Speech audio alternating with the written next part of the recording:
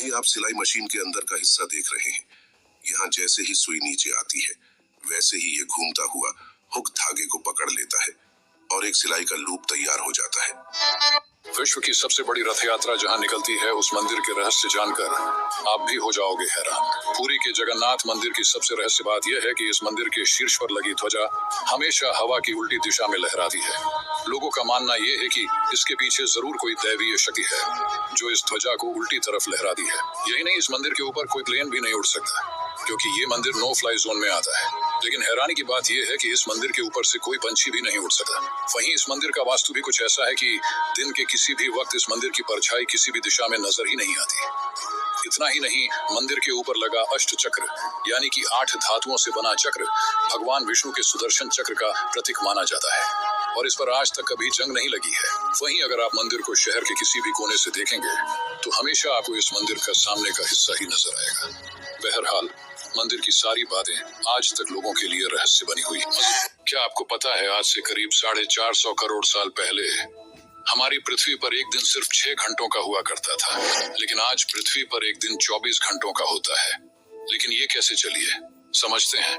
आज से 4.5 billion years पहले पृथ्वी एक आग का गोला हुआ करती थी और उसी वक्त हमारे सोलर सिस्टम में एक और ग्रह हुआ करता था जिसे हम थाया के नाम से जानते हैं।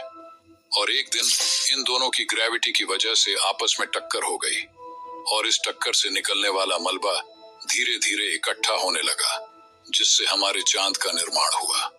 चांद बनने के बाद उसकी ग्रेविटी के कारण पृथ्वी की स्पीड धीरे धीरे कम होने लगी और ऐसे ही बीते समय के साथ पृथ्वी की स्पीड धीरे धीरे कम होती गई और जिसकी वजह से आज पृथ्वी का एक दिन 24 घंटों का हो चुका है।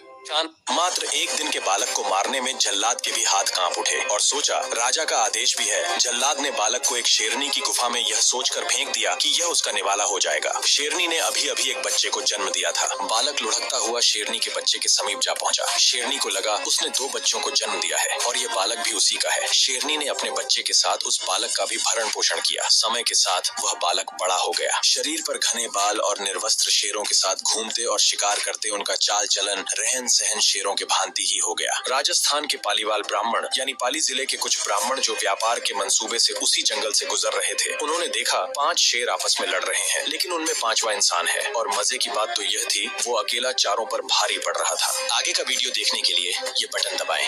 एक अमेरिका का वैज्ञानिक भारत घूमने आया। उसने एक समोसा खाया, उसे स्वादिष्ट लगा। खाने के बाद वो एक समोसा अमेरिका लेकर गया और वहां जाकर अपने बॉस को दिखाकर बोला, सर ये समोसा है, ऊपर से तो मैदा का बना है पर अंदर आलू कैसे भरा पता नहीं। उसकी बकवास सुनने के बाद बॉस ने उसे जमाकर एक चांटा दिया और अपने सूटकेस से एक जलेबी निकाल कर बोला, 20 साल पहले मैं भारत गया था, ये जलेबी खाई थी, ऊपर से मैदा की है, अंदर चीनी कैसे घुसी आज तक पता नहीं लगा पाया और तू साले यहाँ एक और समस्या लेकर आ गया। समुद्र के अंदर द्वारका नगरी के होंगे दर्शन। अब श्री कृष्ण जी के डूबे हुए द्वारका नगरी को देखना बहुत ही आसान हो गया है। हजारों वर्षों पहले समुद्र में डूब गई इस महान नगर की यात्रा के लिए गुजरात सरकार अरब सागर में एक यात्री पनडुब्बी चलाने जा रही है। पनडुब्बी से लोग 2 घंटे में मौजूदा द्वारका से पुरानी द्वारका तक जाएंगे। पनडुब्बी में 6 क्रू सदस्यों के साथ 24 पर्यटक यात्रा पर जा सकेंगे। पनडुब्बी जब 300 फीट नीचे गहराई में पहुंचेगी तो लोगों को अपनी आंखों से द्वारका देखने को मिल सकेगी। पर्यटन विभाग के अधिकारियों के अनुसार पनडुब्बी के संचालन के लिए भारत सरकार की मझगांव डॉक शिपयार्ड कंपनी के बीच समझौता हुआ है। इस पनडुब्बी की सेवा जन्माष्टमी या दिवाली से शुरू होगी। सुंदरबन फॉरेस्ट भारत और बांग्लादेश के बीच फैला यह जंगल सुंदरता के साथ ही बेहद की खौफनाक है क्योंकि यह दुनिया का सबसे बड़ा टाइगर रिजर्व है जहां सफेद टाइगर भी देखने को मिल जाएंगे। आप पर कब और कहां टाइगर या कोबरा हमला कर दे कह नहीं सकते हैं। 10,000 वर्ग किलोमीटर के क्षेत्र में फैले इस जंगल में टाइगर ही नहीं कई खूंखार जंगली जानवर और कोबरा सांप पाए जाते हैं। खतरे के साथ ही गंगा और ब्रह्मपुत्र का डेल्टा होने के कारण इसकी खूबसूरती काफी बढ़ जाती है।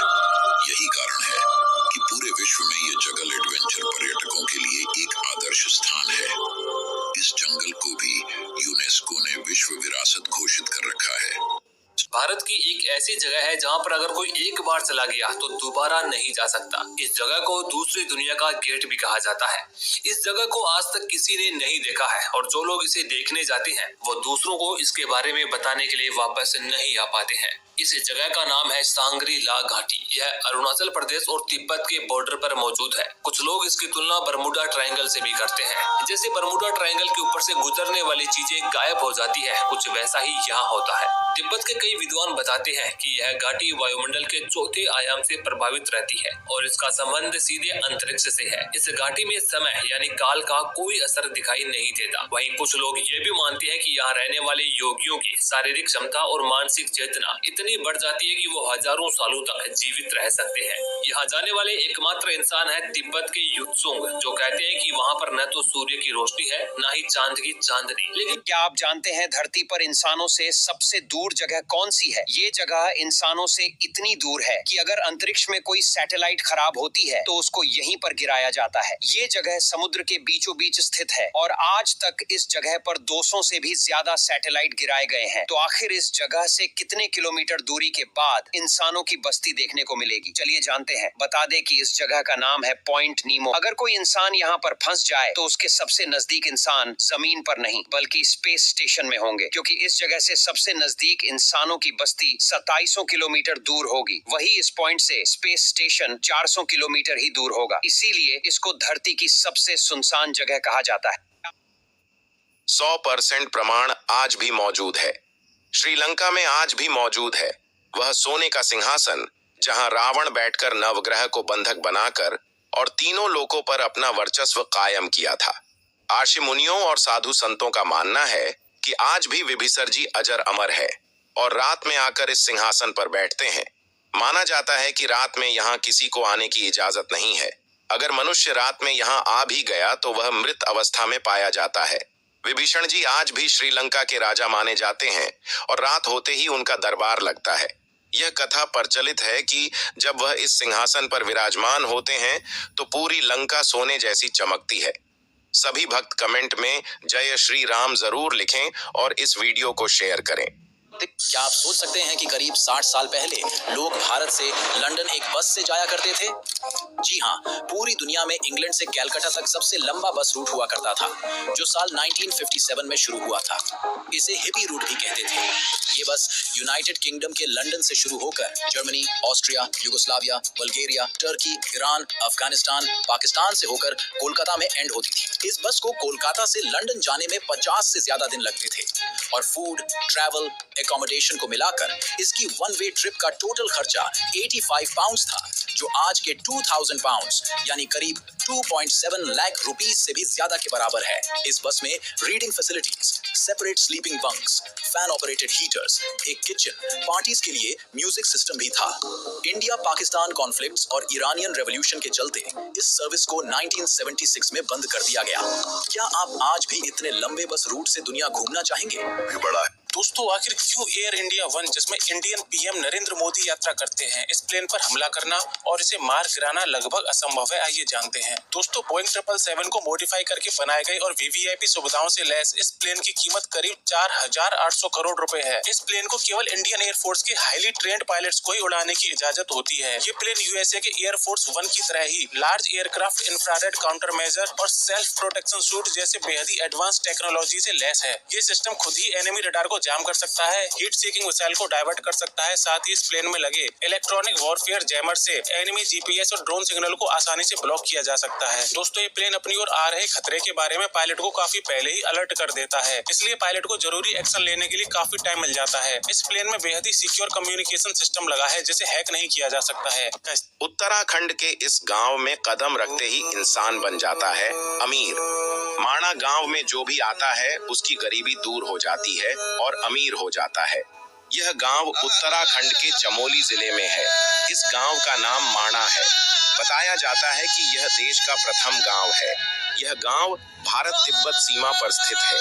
इस गांव का नाम भगवान शिव के भक्त मणिभद्र देव के नाम पर है। पौराणिक कथा के अनुसार यहाँ पर माणिक शाह नाम का एक व्यापारी रहता था जो भगवान शिव का बड़ा भक्त था। बताया जाता है कि एक दिन वह व्यापार के सिलसिले में कहीं जा रहा था। इसी दौरान लुटेरों ने उसका सिर काटकर हत्या कर दी। इसके बावजूद उसकी गर्दन शिव का जप कर रहा था। उसकी श्रद्धा देखकर भगवान शिव बहुत प्रसन्न हुए और उसके सिर पर वराह का सिर लगा दिया। भगवान शिव ने माणिक शाह को वरदान दिया। अफगानिस्तान को सल्तनतों की कब्रगाह कहा जाता था। कोई भी इस पर पूरी तरह से काबिज नहीं हो सका। यहाँ तक कि सोवियत संघ और अमेरिका जैसी महाशक्तियों को भी यहाँ से पीछे हटना पड़ा। फिर भारत माँ की गोद में एक वीर सिख योद्धा का जन्म हुआ। उस महान योद्धा का नाम था हरि सिंह नलवा, जिसने इतिहास के पन्नों को वीरता और शौर्य से भरकर रख दिया। इनकी वीरता को देखते हुए मात्र 14 वर्ष की आयु में इनको महाराजा रणजीत सिंह की सेना में 800 सैनिकों का कमांडर बना दिया गया। हरि सिंह नलवा ने अफगानों को कितनी ही बार बुरी तरह से पराजित किया। अफगानों के जहन में इनका कितना खौफ था, इसका अंदाजा इस बात से लगाया जा सकता है कि अफगान की महिलाएं अपने रोते हुए बच्चों को चुप करवाने के लिए कहती थी कि चुप हो जा बेटा, नहीं तो नलवा आ जाएगा। यहाँ तक कि अफगानों ने हरि सिंह नलवा से बचने के लिए सलवार पहननी भी शुरू कर दी थी, क्योंकि हरि सिंह औरतों और बच्चों को नहीं मारते थे। इतिहासकार बताते हैं हरि सिंह नलवा ने पेशावर और उत्तरी पश्चिमी युद्ध क्षेत्र जीतकर भारत को अफगानों की घुसपैठ की सिरदर्दी से हमेशा हमेशा के लिए मुक्त कर दिया।